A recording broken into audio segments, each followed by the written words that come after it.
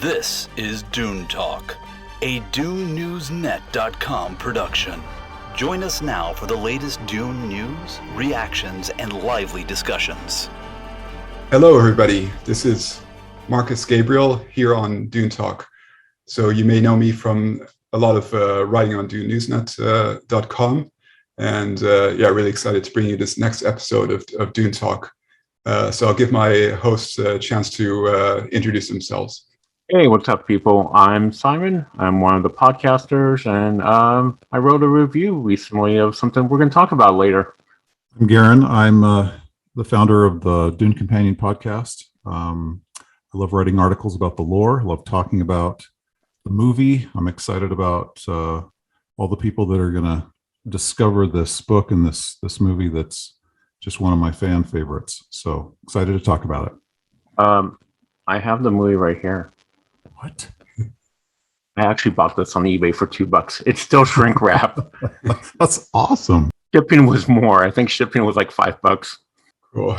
Yeah, so for everybody joining us on Dune Talk for the first time, so basically Dune Talk is the official show of DuneNewsNet.com. It's the website where we bring you all the news, reviews, interviews, everything to do with Dune movies, TV shows, games, comics, and so on.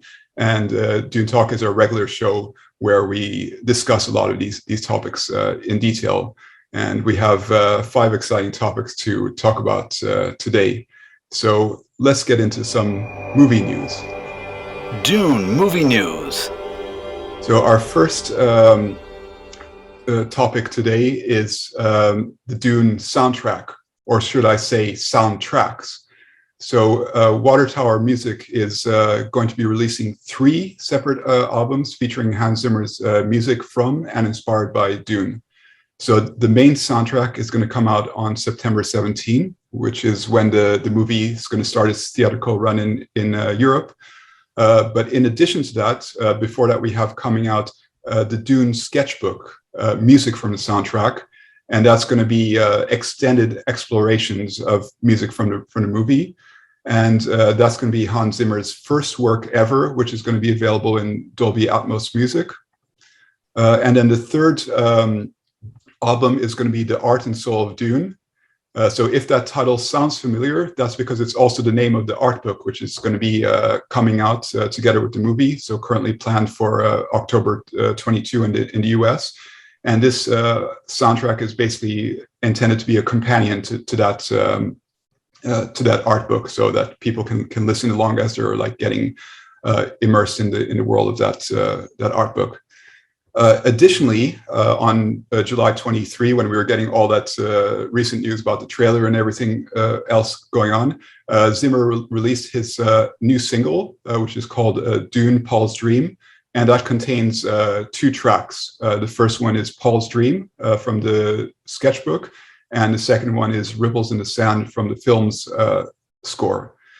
So first of all, on those three albums, Garin, what was your reaction to hearing that we would get 3 albums from Dune? Well, I love it because what I'm excited about is seeing as much content around this film as possible. Because again, I love the fact that the opening of the movie says part 1, right? We know more is coming. I love the fact that, you know, we've got not just one soundtrack, you know, like we had on the 84 movie, but we've got multiple. It shows Hans Zimmer's commitment to this, shows his creative energies pouring into this franchise, into this story. And so I was just absolutely thrilled. And I was already a huge Hans Zimmer fan. I love his stuff. It's all very, very different. It creates a lot of different emotion and intensity. But I love the fact that he's doing a lot with this. And Simon, are those day one purchases for you? Oh yeah, they're pre-ordered. I'm actually thinking of getting the vinyls, and also if they do put them out on vinyls or, you know, Apple Music. I do love that there's a sketchbook. Like, I don't think I've ever heard of a composer sketchbook kind of like a read along, you know, for the other one. It feels like, but the sketchbook, I just imagine that it's like early rough cuts of some of the scores that we're going to hear early on. I mean, on the actual album. Yeah, the way I've been understanding is that basically Hans Zimmer had finished the score way back in October, November 2020. There was actually an interview where he had basically said that he was done with Dune. But am I done with Dune? And based on the quotes from Denis in the interview, it sounds like Hans Zimmer was inspired and he kept writing more and more music. So it sounds that the sketchbook is basically taking elements of the score and expanding on that. So these came later, and I know that we had a lot of posts on social media over the past months, and people were wondering, oh, are they still working on the soundtrack? But apparently it was these two additional albums. Really looking forward to hearing the whole thing. Marcus, what a vote of confidence in a creative genius like Hans Zimmer to be so inspired by this film, right? He was already a fan of the book. We knew that. But to be so inspired by Denis' vision that the creative juices just keep flowing. He just keeps creating, I just think that's a huge underscore of how exciting this project is. One thing I keep thinking about the trailer, because I watched it a million times, is the music. The music is a character by itself already. So I can't wait to hear the rest of the track, and hopefully we don't get like a spoiler like episode 1, when the soundtrack came out, Qui-Gon's funeral. So hopefully we don't get something like that for people that are not familiar with the source material. Not going into the exact tracks yet, but when I was in the IMAX preview and watching the trailer, my feeling of the score is that it's not the focus of what you're seeing, but it's like the perfect complement to what you're seeing on screen. Like there's sometimes when you're really focused on the visuals, and you're almost you almost don't realize that the soundtrack is playing, but then like you're realizing you're actually feeling the soundtrack in you. So I think that was like from everything I've seen so far, this is just perfect as a soundtrack to an epic movie like Dune. Simon, with your background in filmmaking, what Marcus just said there is actually one of the important standards of the music should never overshadow what you're seeing. The music should never take you out of the moment, like you were saying, Marcus. And what I thought was so cool about seeing the 20 minutes of preview footage that we saw, I liked that it was different enough that in the moments when I saw, the sand of Dune, the sand of Arrakis, and I saw some of these images that were not full of action, then I heard some of these really unique and beautiful compositions. But then when it went to the action, my attention was in the moment. I was present in the story. It did not take me out of it. So I think he struck a really good balance with this music. I have this hatred of Jaws for many reasons, and I know I'm going to get hate for this, but I feel like what you're talking about, the soundtrack in that movie, when you hear the dun dun, the shark's coming, so it already kills the suspense for the first time. And I feel like Han is putting the suspense, but in the background of Denis' vision. It's just a nice little extra layer that we get. It's not in your face. Yes, Simon, so what are your thoughts on the 2 tracks in the single? Have you had a chance to listen to them a lot? Oh yeah, I've been playing them on loop. My thing with soundtracks is if I haven't seen the movie, I don't want to listen to them that much, because I want to experience them as you should the first time you watch a film, and experience them as the action's happening in front of the camera. But I will be listening to that quite a bit as soon as it comes out. I'm really curious about the sketchbook one. I think that's the one I'm the most interested in. So in a way, thanks COVID, because we got more Hans Zimmer music with the delay. Yeah. Any thoughts, Garin, on those 3 tracks specifically? Yeah. So I recently moved from Spotify to Apple Music, and one of the reasons I did that is because of their new spatial audio technology that they have, which I'm sure Spotify will follow up with soon. But I was listening down here on my home theater setup. I was listening to these 2 tracks and listening to it in lossless, in spatial audio, and just gorgeous music, gorgeous soundtrack, but haunting. I couldn't believe how haunting some of it was. And I know that, Hans Zimmer does that sometimes in his compositions, but I think there's just a lot more depth in these characters as Denis is gonna put this film together, and I think Hans Zimmer is reflecting that. I think the depths of the haunting lows and fear and anticipation is going to match the incredible highs that we're going to see visually. So I thought they were fantastic. A lot of vocal, which I know Hans Zimmer does periodically throughout his compositions, but I thought it was a broad range, but it really fit well. Kind of like Simon, I don't want to listen to it too much because that might take me out of the moment when I'm seeing it for the first time. But a beautiful taste of, I think, what's to come on those albums. Yeah, I really like what you brought out about the haunting, because that's one of the first words that came into my mind, especially with the female vocals.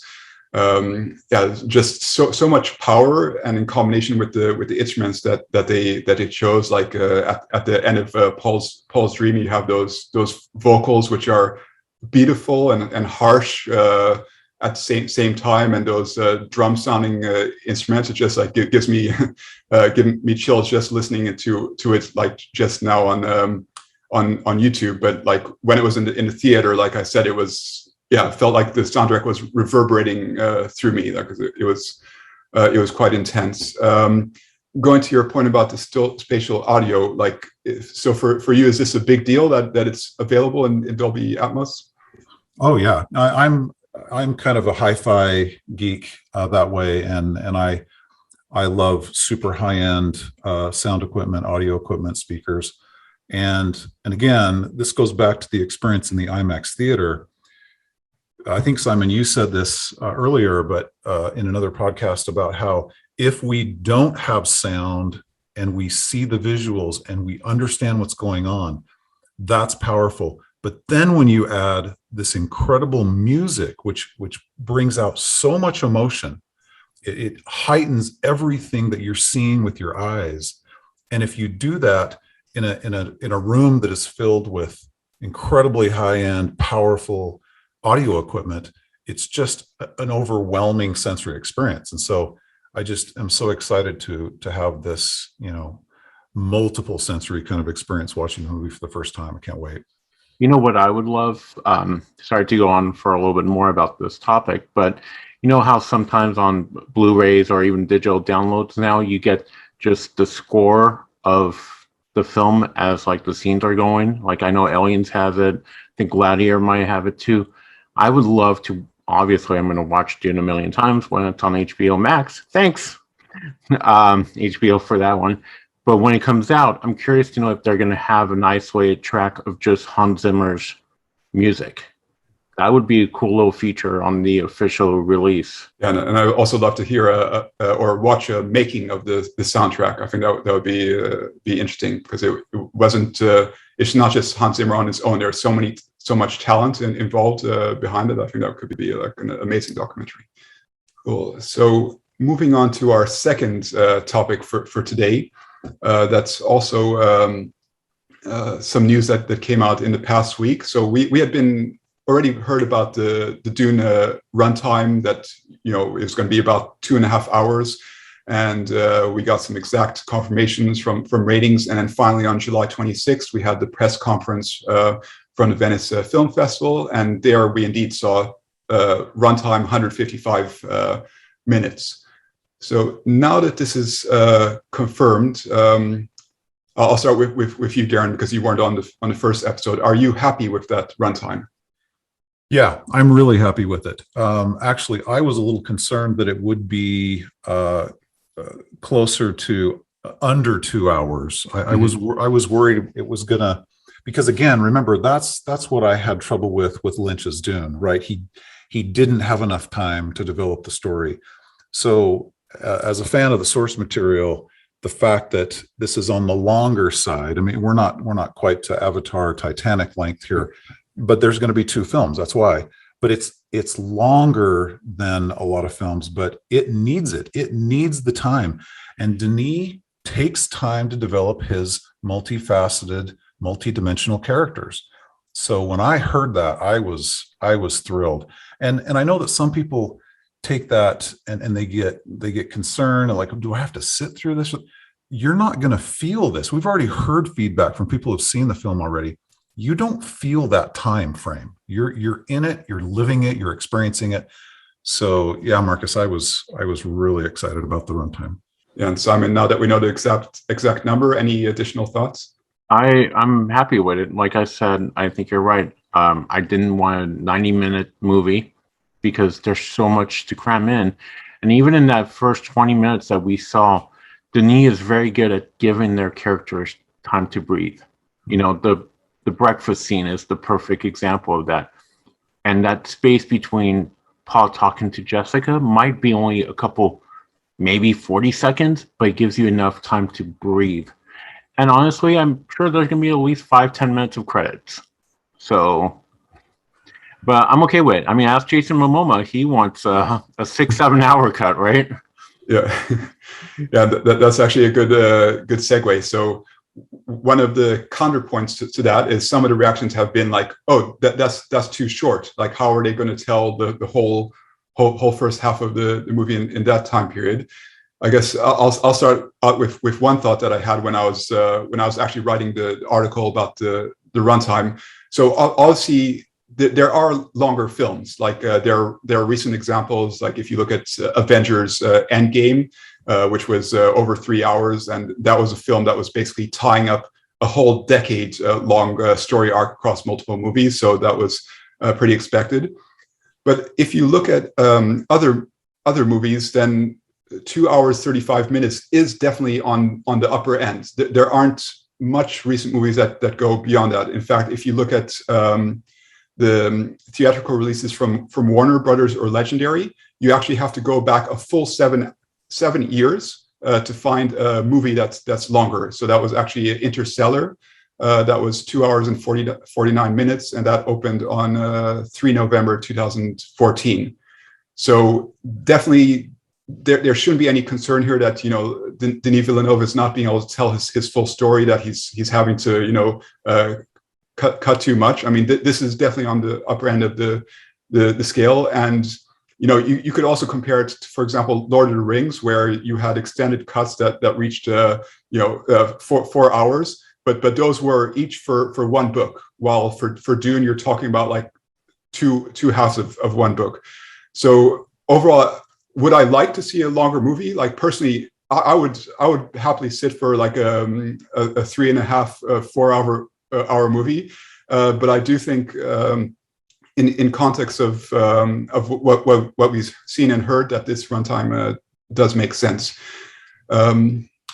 Garin, what did you make of the comments from Jason Momoa? Yeah, I love actually reading all of Jason's comments, and he's actually been pretty vocal about his involvement with Dune. And I of course don't know him personally, but what I know of him through his comments to the media, he's super excited about this film. And I don't know that surprised me at first. I mean, I was excited. Great Duncan Idaho cast. I thought that was a great decision. Sort of this swashbuckling, you know, exciting, character who is like a incredible fighter and pilot and all these things. But he is talking about this movie with words that are really strong. I mean, he's talking about, this is an incredible vision. He's never seen anything like it. There's things in this movie that are so impactful, and I love his excitement. And so for him to say there's so much that was captured when they made this film that he doesn't want any of it to be trimmed, again, is just another indicator that these actors are seeing something. They've seen it already. We haven't seen it yet. That is beyond what we're all expecting. That this really may have the potential to be a groundbreaking film, not just a science fiction film, a groundbreaking piece of cinema. And so for him to say he would love to sit there for 5 or 6 hours, means that this world that he was in, both in it and then watching it as, as a spectator, just tells me that this is something that should even be more excited about than I am. And I'm really excited. So yeah, I thought it was a great comment. And before people do take it out of context, I mean, it is very normal that you film a lot more footage than you use. Like potentially an assembly cut could be 2 times longer than the final cut. You have to shoot things from multiple different angles. There are maybe some scenes that you're thinking about using in the beginning, but at the end you see, it actually doesn't fit. I mean, we've seen it with many movies, the deleted scenes, that in the end of the day, it did make sense that they chose not to include it in the movie for whatever reason. It either didn't fit in the narrative or the pacing. And the second thought I had is, well, we know from Denis' past films that he doesn't do director's cut. Basically, his what happens in the theatrical version, that's his director's cut, and we haven't seen extended versions from him. Having said that, there's always a first time, and we saw that now with the things going direct to streaming. I would say never, but Simon, what would your thoughts be? Would you watch a 5 to 6 hour extended cut? I would watch a lifetime cut of it. It's interesting because I was looking this up while you guys were talking. So I was doing running time and for Black Widow. That's what Google decided to show me when I was doing running time, right? That's 2 hours and 14 minutes. Okay. The new Suicide Squad movie is 2:12. Fast and the Furious is 2:25. Movies, when I went to film school 20 years ago, was get them out fast like that, you can turn them around. But I think now people are interested. If you give them a story, they will be interested. I mean, I'm looking at running times for Star Wars. Revenge of the Sith is 2 hours and 20 minutes. The last one, which felt like a lifetime for me, but that's for different reasons, is 2 hours and 22 minutes. So people are okay with long films. My whole entire thing would, of course, Dune, I'm going to fall in love with it. But any movie, I want to be taken away. When the lights come back on, I want to be like, where was I? I was taken away to a magical spot. And that's why I think Jason's talking about. I think he's so in love with the story. And he wasn't doing this for any of the DC movies that he was, out there marketing. So I think the whole cast felt something special. And I can't wait to see it and experience it. It's interesting that I'm a big fan of Lawrence of Arabia, which came out in 1962, which was just a few years before Frank Herbert, released his novel, Dune.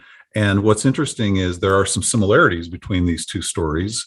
Obviously, one is far into the future and one is into the past. But isn't it interesting that Lawrence of Arabia was an Academy Award-winning film? Mm-hmm. My parents told me about what it was like going to see that in the theater, and it was sort of Star Wars-esque in terms of its popularity. And look at how we're going to have 2 films, which I think is better than sitting through an intermission or whatever they do in these old 60s films where people go take a break and go to the bathroom and get popcorn and come back and then watch the rest of the film. But it's interesting that it's relatively the same length, assuming the second part of Dune is going to match the length of the first part, which I'm going to guess it's going to be similar in its length. So I just think it's wholly appropriate, and I'm actually disappointed that at least with the information we have, that Denis wouldn't consider doing a longer cut of his film. But you never know. This is his dream project. He's waited his whole life to do this. Maybe he would do something different this time. You never know. Well, Lawrence of Arabia is one of my 3 favorite movies of all time, tied. And that's 3 hours and 48 minutes. Okay, so moving on. So we're going into a new segment today. Let's get into some TV news. Dune TV news. So I'm sure that some listeners may be surprised. I mean, we haven't talked about this before, but yeah, Dune is also getting a TV series that's coming to HBO Max. It's been super quiet about it, like the past year and a half. We haven't gotten much news, but this was originally announced back in 2019. that Dune, the Sisterhood, would be getting a direct series order for HBO Max. And I was fully expecting that we would get some more news about the series this year, likely after the movie came out. And then I was actually completely shocked that on the same week as all that news coming out about the trailer and everything else, that they decided to casually drop that there was a new showrunner for Dune, the Sisterhood. So that's going to be Diane Ademu-John, and she's previously worked on Netflix's The Haunting of Bly Manor and some other shows like the Vampire Diaries and the originals at the CW, as well as Medium and Crossing Jordan at NBC. So before we go into more about what we know, I'll start with you, Simon. What was your reaction to that sudden news? I'm super excited. Also, I was like, oh yeah, that's happening. Like in the back of my mind, I was like, oh yeah, there's a show, but we'll see maybe how the movie does, and then we'll see where they go from it. But no, they straight out said, nope, there's a show plan, and this is what we're doing. And I hope they're going to do what Marvel did and connect everything. Now, I don't know if this show's going to be a prequel. Maybe it's going to be the origins of Lady Jessica, because I feel like Jessica is going to be a fan favorite early on for non-Dune fans. So maybe they're going to introduce her time there. Who knows? I'm curious to know what they're going to pull from. I can even imagine casting that show. And I like that someone that has a background in a little bit of horror that's doing the show running, because let's face it, they're kind of creepy. You don't want to mess with them. And I think it's going to attract the kind of gothic Sabrina Netflix fan club that's looking for that kind of edgy show that's not too sci-fi, but yet has a little bit of darkness to it, if that makes sense. Yeah, I love this because look at how you've got a Lord of the Rings series coming out next year from Amazon, where it's going back in time before the Third Age, as we know that world. And so look at how more investment, more commitment to this story. We're going to get the backstory on the Bene Gesserit, but I actually hope that it's not too dark. And the reason is the Bene Gesserit, yeah, they're witches, right? There's some darkness to what they do. There's a lot of subterfuge and deceit and all these things. But there also could be a lot of exploration of the greater universe that Frank Herbert created, right? Because the Bene Gesserit are kind of this thread that goes throughout, all of the original novels and even into the expanded universe. But I actually hope it isn't too dark. What I hope happens is that it reflects the feeling, the tone, what Denis has created.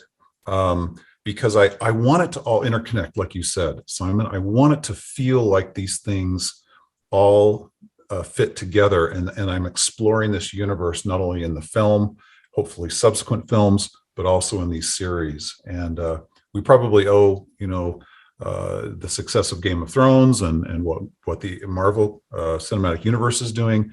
But I'm just excited they're doing this. I was actually surprised they were doing this, because there was always this hesitation during COVID of, we got to make sure no one can be held back from going to see this film, so let's wait another year.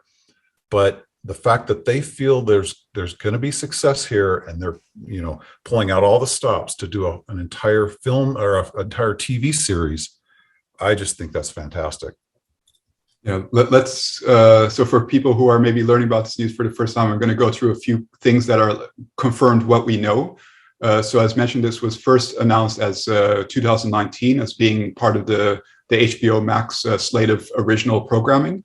And then the next news that we actually got was in late 2019. And that was when John Spates, who was one of the three writers who wrote basically Dune Part 1, he was actually stepping down from being the showrunner it was reported in order to focus on writing the sequel to Dune. So what will maybe be called simply Dune Part 2, we'll see. And then for a long period of time, we didn't get any official news, although there was some materials that popped up, which suggested that this series would be based on Brian Herbert and Kevin J. Anderson's book, The Sisterhood of Dune, which came out in 2012, which is part of their Schools of Dune series. And that book is basically explores the origins of the Bene Gesserit. So way back in the beginning, 10,000 years before the events of Dune, how this school of power in the Dune universe came apart. That information was actually taken down quite quickly. Like if you search online, you might find some old threads with it, but it was removed from all the official sites. And later on, there was some social media discussions. Even Brian Herbert himself was clarifying that it wasn't necessarily based on the book, but based on the concepts. And then the only other concrete information that we got was late last year. There was an interview with Kevin J. Anderson, and we had a question about what's coming next, like after this current series and the movies.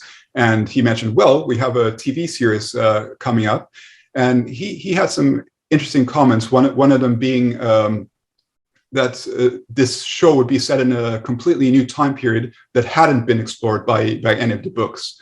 So I thought that was interesting. It doesn't tell us, where, like how far, like in the past, or where it's going to be set. But it clearly seems that it's going to be a completely new story that hasn't been written before. So that's exciting. And he also mentioned, by the way, that the plan would be then for them to write in tie-in books for that era, so they would expand it in that way as well. And then of course the pandemic was there, and a lot of people were skeptical. Like, is the show still happening? And I think at the end of the day, it's clear we had seen that so many TV series all over the industry had been pushed back by the pandemic. So I think at the end of the day, they were just waiting for the right time to start announcing the next steps for this series.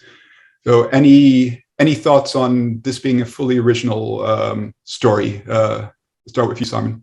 If it's done right, it could be amazing. I mean, I hate referencing Star Wars again, but going back and doing something, who would have thought a show called The Mandalorian would have been so good?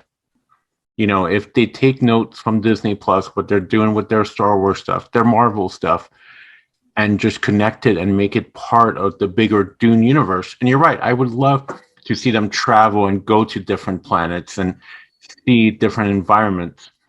It should be interesting. I'm curious. I love that they got a person of color also to direct and be the showrunner, and have Denis direct the first episode. And apparently he's writing the first one. So once again, you're getting a name that now Dune fans are going to know and be like, well, I love his vision of the movie, so let me watch this show. I'm curious if it's going to be one season, if it's going to be ongoing. Who knows? I love that reference, actually, Simon, to The Mandalorian.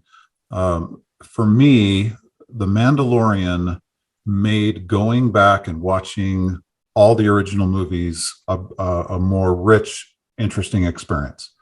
So if that's what this Sisterhood series can do, then it'll be a stroke of genius, because we always want to know the origins of these characters that we love, right? We want to know, what was Duke Leto's father really like, right?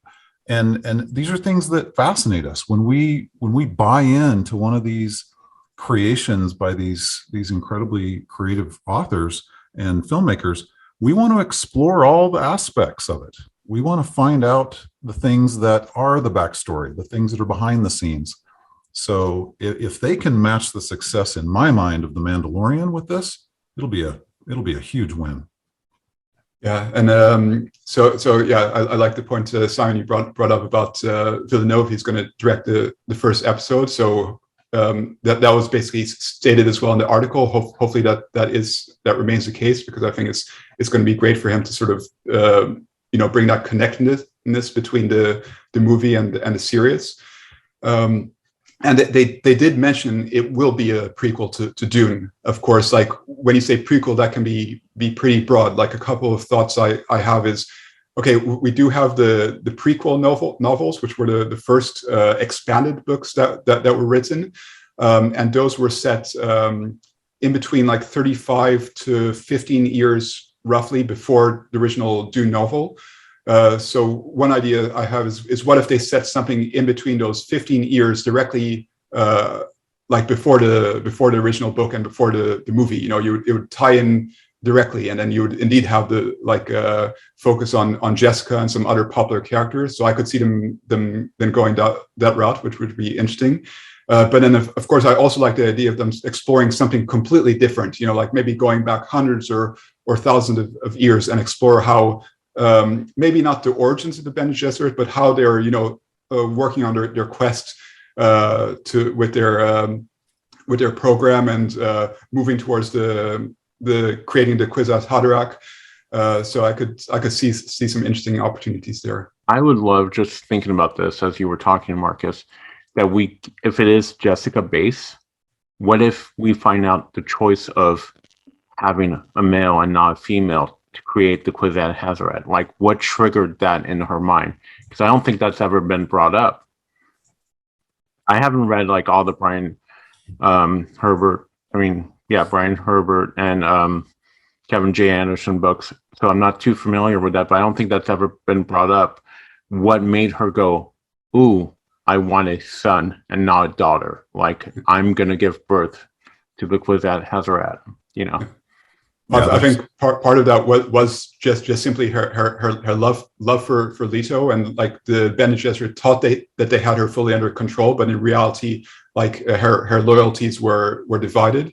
So I think that's part of it. But yeah, it would be intriguing to see exploration of her early years and how she raises Paul and the influence of the Bene Gesserit on the background. I actually would prefer that this Bene Gesserit TV series story not go back too far, because I would like to kind of know some of these things about Reverend Mother Mohayim and some of these other, Jessica herself. I'd love to kind of know kind of some of the development and how those personalities developed over time. But then again, it is pretty exciting. I mean, the Dune universe just spans these eons of time, right? So it is pretty exciting too to go way back, right? I mean, you go back far enough and you're gonna run into Earth, right? But I don't know if they're gonna go there. That could happen maybe. But I just like how, there's so much material to mine here. It's no wonder that they're investing in this franchise. So yeah, I'd rather not go back too far this time around. Simon, any last thoughts on the series? Just give me a release date and give me the cast. I'm picturing Glenn Close somewhere in that show. I'm calling it right now, or Meryl Streep. Come on, HBO, you can do it. Yeah, and I think given the news and what we've heard so far, with obviously productions of all these series being delayed, will be interesting to see if they do come up with some further news this year. Like, I really hope they do fast track it, but I wouldn't be hoping that it's coming out next year. I would certainly bet against that. But yeah, hopefully in between Dune Part 1 and Dune Part 2, we do get Dune series to keep us busy. That would be perfect. So moving on to expanded news.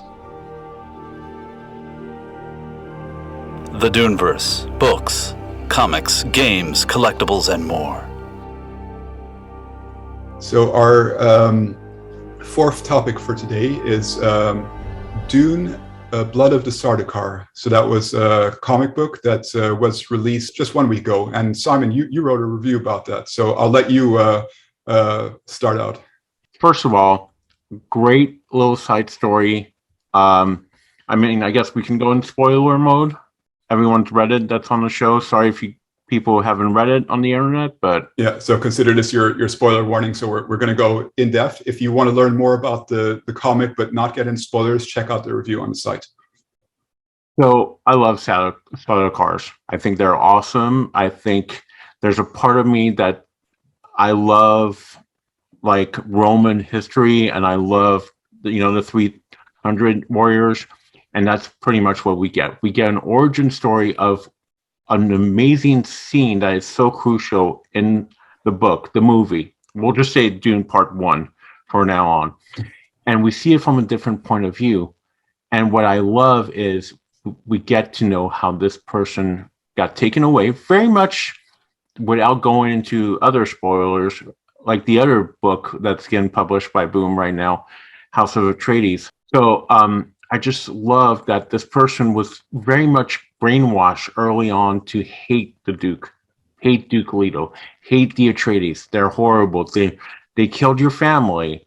Did they? It's that whole entire, like, from a certain point of view, it's looking at parts of the history and looking at it from a different camera angle, you know, and seeing it. So this person hates this, and this is where the Sardaukar hate comes from, right here. But when you find out what happens and you find out, oh no, I was taught a lie. You know, you can go back in history and look at a lot of stuff and being like, well, that really didn't happen. And, you know, people were told lies. You know, if you look without going full meta history, like you look at Nazi youth camps and you were told something, and that's kind of what you get with the Sardaukars in this book. Overall, I don't want to spoil it. It does take place in a crucial scene. And I love that we do get a flashback of a young Duke Leto, a young future swords master named Duncan. I'm a Duncan fanboy. I've said it a million times, and I love it. What is beautiful is the art.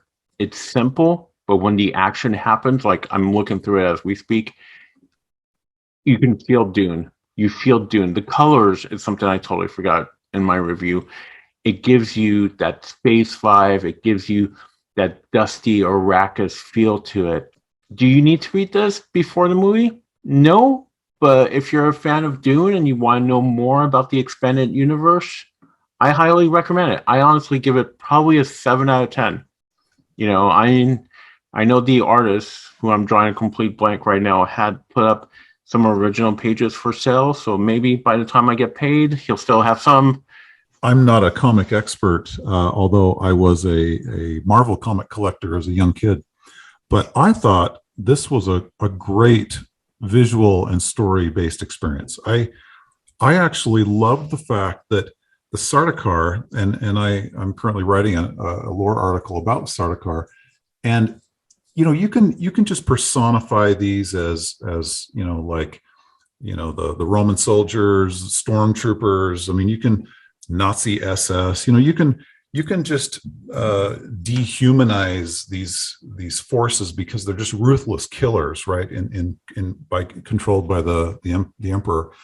But what I love about what they've done here is created this Jopati Colonna, which is a creation of Brian Herbert and Kevin J. Anderson. But it personifies in this character that I care about as it shows me his backstory. It shows me why he chose to be a Sardaukar. It shows me why he's this heartless killing machine.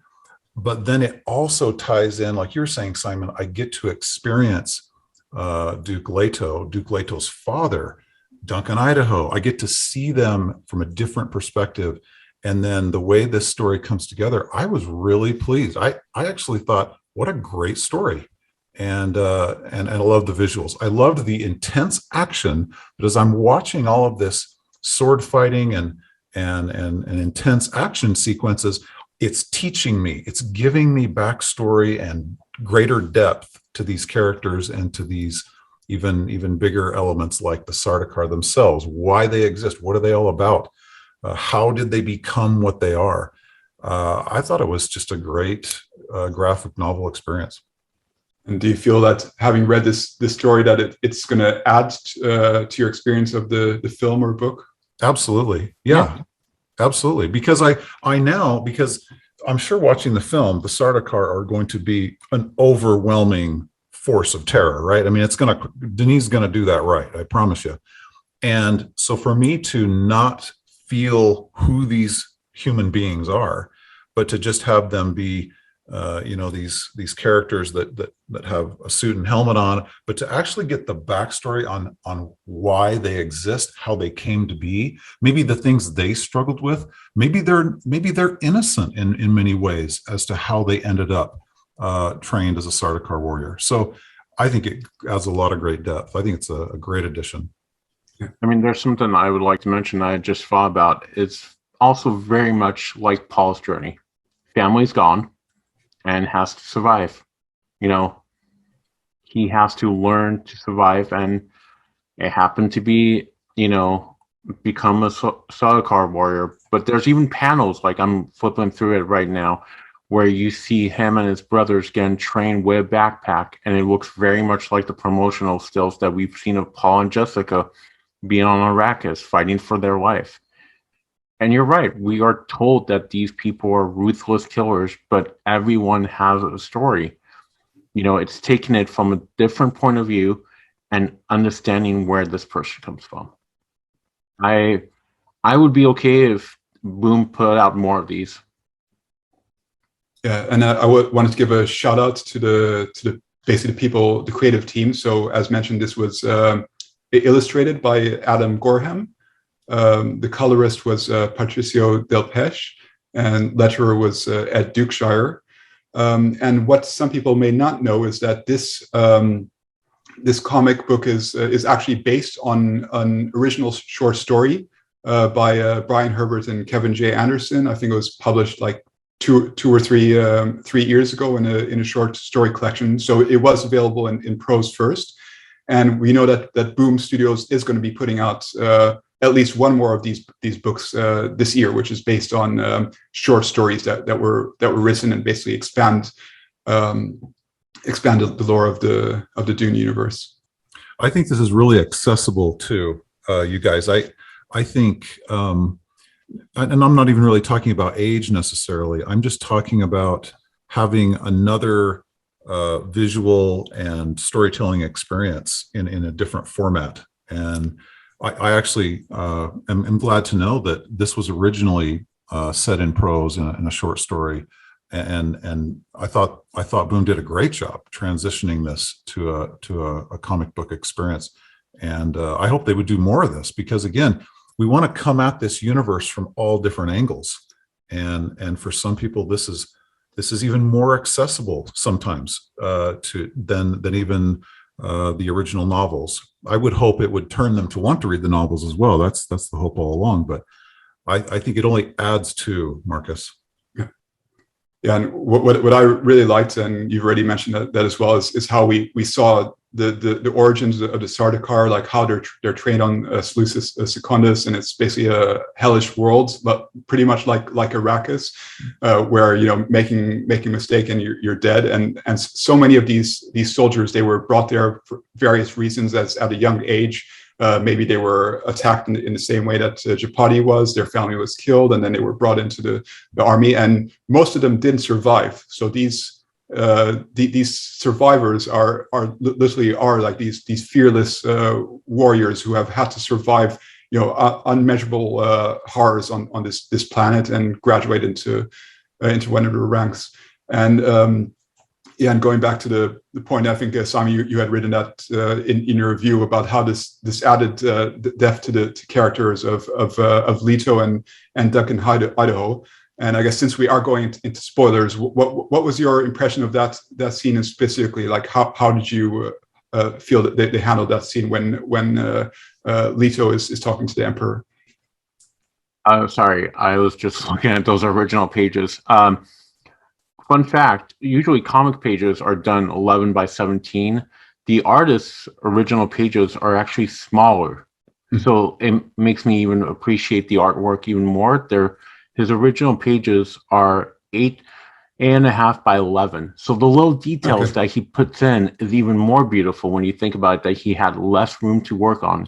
So instead of like a legal paper, he's doing it on a normal sheet of paper. I like those scenes. I am a political junkie in any way. So, and I was talking to actually my friend Sheldon that does the voiceovers for the segments, and I was like, what's going to be interesting is people hated the politics in Star Wars, but there's so much politics in Dune, and we'll see how they're going to handle that. I like it. It's just adding another layer. I would love to see Duncan and Leto's interaction, past that scene, like what happens there. It's connecting all those dots. That's what I love. I love multiple stories that at the end you get a whole story, if that makes sense. I mean, I still read comics. It's Wednesday. I should be at the comic store, but I'm recording this podcast. Like, perfect example, right now there's a big crossover going on with a bunch of different books, but you get different point of views. Give me a world that I love, and I'm sold on it. And yeah, I'm going to go back and look at original pages while you guys are talking. Well, I loved, Marcus, how you mentioned this, Simon, that we have kind of these two storylines going along, and there's these flashbacks, right? Where Colonna talks about his upbringing and how he gets to where he is. But I love, this climactic moment where you have Colonna now as the right-hand man to the emperor, and then he now sees Duke Leto, the son of the man who destroyed his homeworld, so to speak, right? Mm-hmm. And then you've got Duncan. And what I liked about it is these characters were depicted absolutely consistent with how I view them from the original novels and the Brian Herbert and Kevin J. Anderson novels I have read.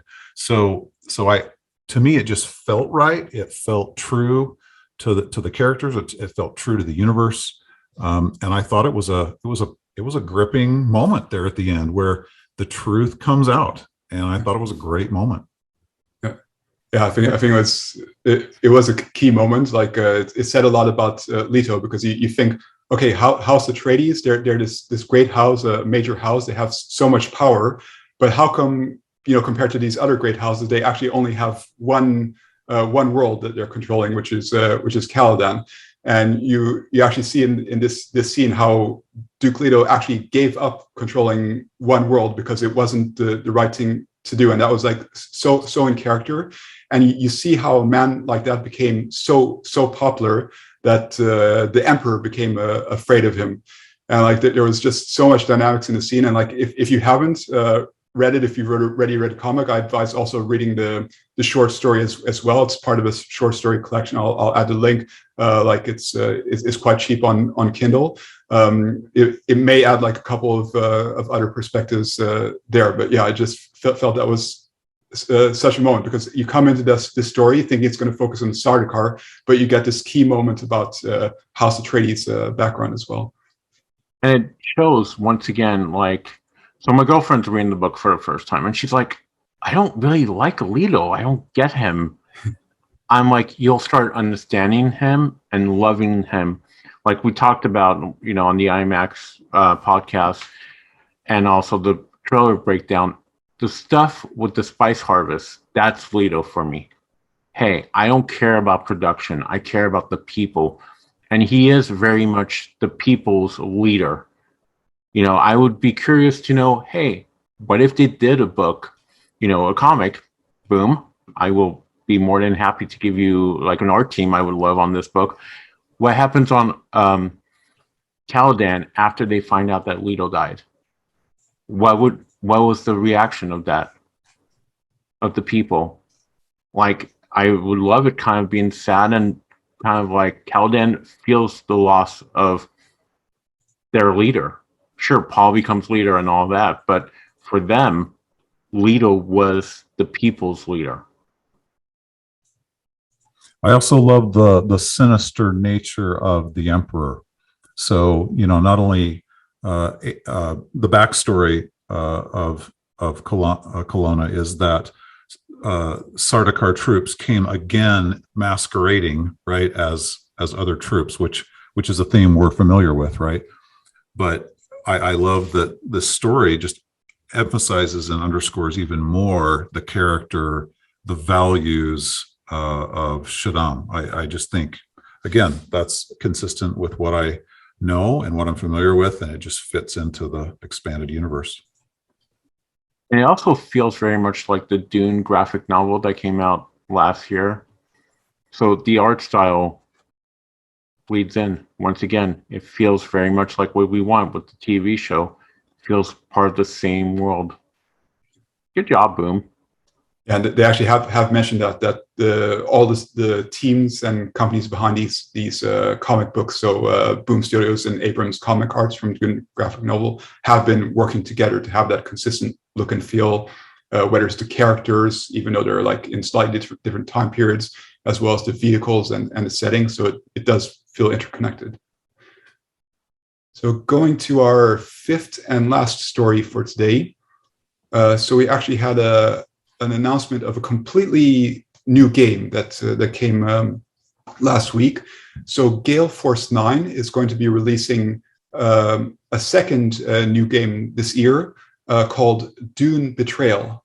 So that's it's a social deduction game, and it's going to have like all the visuals from the Dune movie. Basically, the players, it can be played by 4 to 8 players.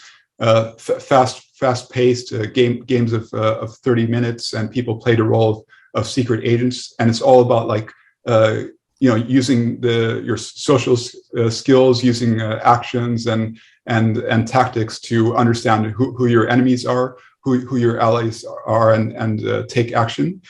And this comes from the designer is Don Eskridge, and he's made a game called The Resistance, which is one of the better known social deduction games out there. Garin, have you seen this news, and what do you think about this new game? I saw the news. I'm actually not familiar with this format of a game. I'm kind of a big Gale Force 9 Dune board game fan. I love the movement of troops and being able to take over territory. But why would this not be a great fit? Because you've got so much intrigue and deception and stratagem and just feints within feints within feints in this world. So no, I'm excited. Again, you've got a lot of new games, board games in particular, coming out, and it sounds like even computer games coming down the way as well. So yeah, I'm not familiar with this format, but it sounds like a great fit for the world of Dune. Yeah, and Simon, I know that you're not as much into board games. What's your thought about this game, which is more about the social interaction, like cards, tactics? I like it. Like you said, I'm not a gamer, but I think I have to become one to love this Dune game. Yes, you do. Yep.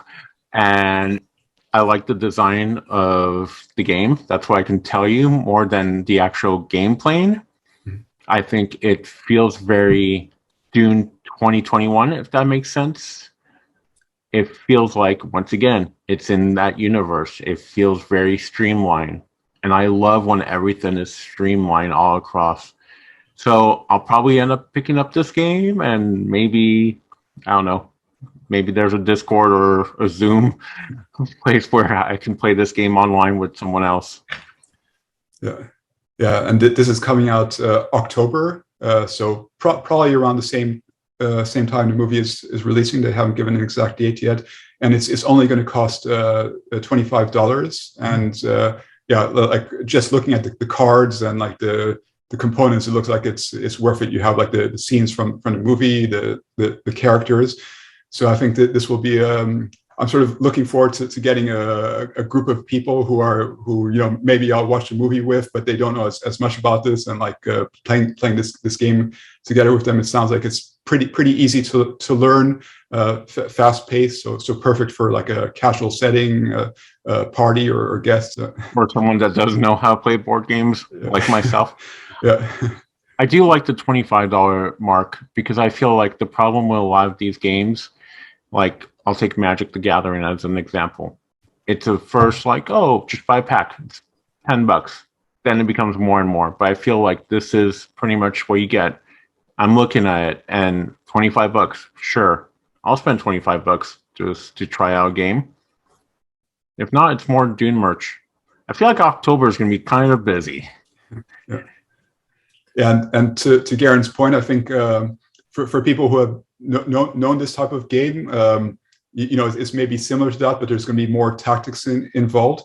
But if you haven't played this game, this type of game before, it sounds like it's a pretty unique proposition, especially for the world of Dune, that it really fits in with, as you mentioned, that intrigue that's basically the classic feud between House Atreides and House Harkonnen, and how you're playing that out.